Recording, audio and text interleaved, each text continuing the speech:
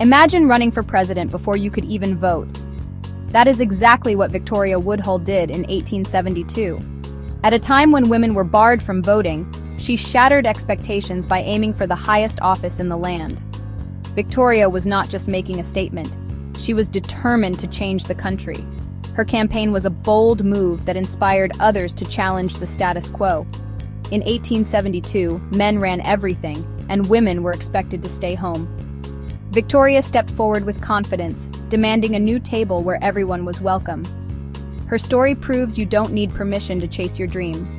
She built a business empire, published a radical newspaper, and fought for women's voices in shaping the nation. Victoria's presidential run was the ultimate act of defiance and hope. Let's dive into the incredible life of this trailblazer. Victoria Woodhull's journey began in poverty, a stark contrast to the heights she would eventually reach. Born Victoria Claflin in 1838, her early life was rooted in the hardscrabble existence of rural Ohio. Her family faced constant financial struggles, making every day a challenge. To make ends meet, she grew up working in a traveling medicine show, a common spectacle of the time.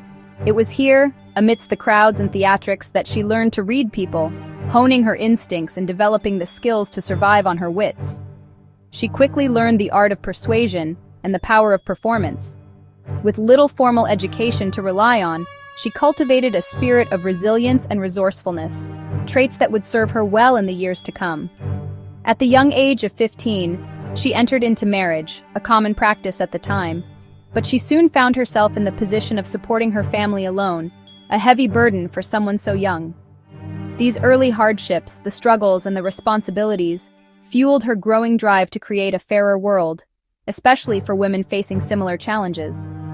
To make ends meet, Victoria took on various jobs, including working as a seamstress, meticulously stitching garments, and even trying her hand as an actress, gracing the stage with her presence. These experiences shaped her path, eventually leading her to the bustling metropolis of New York City. In 1868, she embarked on this new chapter, accompanied by her sister Tennessee, a constant companion and confidant.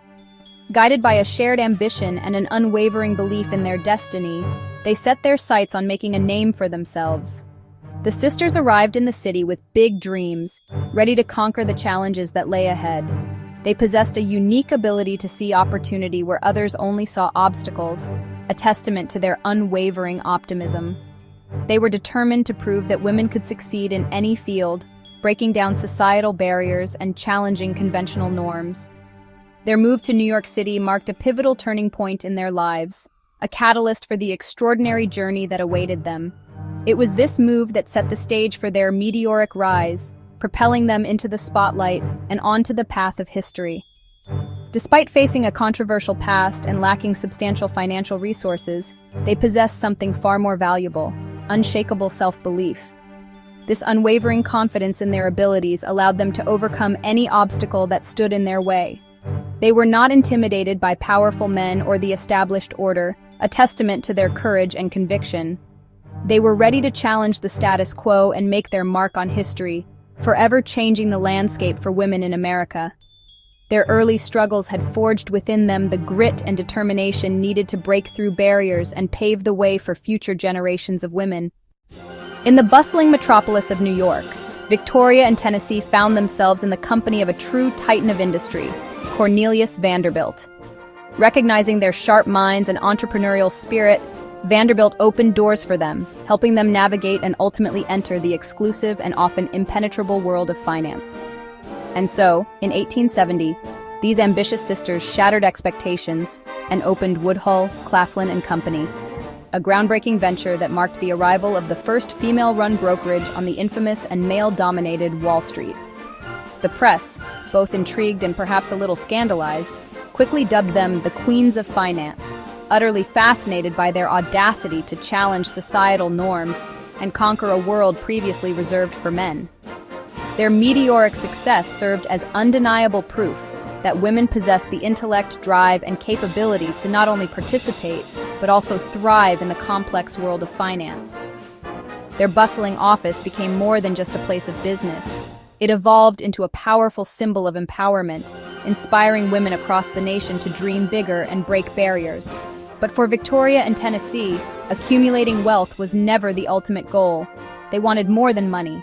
They yearned for a platform, a voice, and the power to ignite meaningful change in a society ripe for reform. Leveraging their hard-earned profits, they boldly launched Woodhull and Claflin's Weekly, a truly radical newspaper that dared to challenge the status quo. The paper fearlessly tackled controversial issues such as women's suffrage, demanding the right to vote, labor rights, advocating for fair wages and safe working conditions, and even sex education, topics that were considered taboo and that very few dared to openly discuss in polite society. In a testament to their commitment to intellectual discourse, they even published the first English translation of Marx's Communist Manifesto in the United States, introducing revolutionary ideas to a new audience. Their groundbreaking publication quickly became a must-read for reformers, intellectuals, and anyone seeking to challenge the established order. Victoria's journey was nothing short of remarkable, having transformed herself from a poor girl from Ohio into a wealthy and influential stockbroker and publisher, wielding considerable power and influence. Armed with both money and a powerful platform, she was ready to embark on her boldest and most audacious move yet. Defying all expectations and shattering another glass ceiling by running for President of the United States. The stage was now set for her next act, a political drama that would captivate and challenge the nation.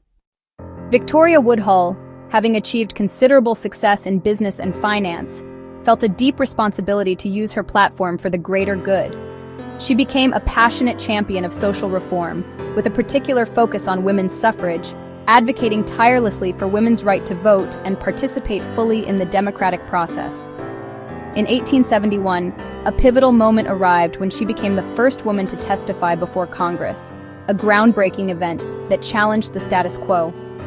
She presented a compelling argument, asserting that women already possessed the right to vote under the existing Constitution, a right that was being unjustly denied. Beyond suffrage, she was a vocal advocate for comprehensive labor reforms, recognizing the need to improve the lives of working people. She championed initiatives like the establishment of an 8-hour workday and the implementation of better, safer working conditions for all laborers. Her vision extended far beyond the rights of women. She fought for equality and justice for all members of society, regardless of their background or status. Victoria's most controversial and perhaps most forward-thinking stance was her outspoken support for what was then termed free love. This concept revolved around the belief that individuals should have the right to choose their own partners and to leave marriages that were no longer fulfilling or healthy. She passionately believed that marriage should be founded on genuine love, mutual respect, and personal fulfillment, rather than societal expectations or pressures. These radical and unconventional ideas made her a lightning rod for intense criticism and public scrutiny, attracting both admiration and condemnation. Her views were so polarizing that they sparked debate and disagreement, even among her fellow suffragists and women's rights advocates. Many within the movement feared that her controversial views on marriage and relationships would ultimately undermine their cause and hurt their chances of achieving suffrage. Despite the opposition and the potential risks, Victoria steadfastly refused to back down or compromise her beliefs. She continued to speak and write fearlessly and prolifically about the importance of personal and social freedom, challenging societal norms and advocating for individual autonomy. Her unwavering courage to challenge deeply ingrained taboos and societal expectations cemented her legacy as a true pioneer and a visionary leader. Victoria's activism served as a bridge, connecting the diverse struggles of women seeking equal rights and opportunities, the plight of exploited workers demanding fair treatment and better working conditions, and the voices of all marginalized people yearning for recognition, respect, and equal standing in society.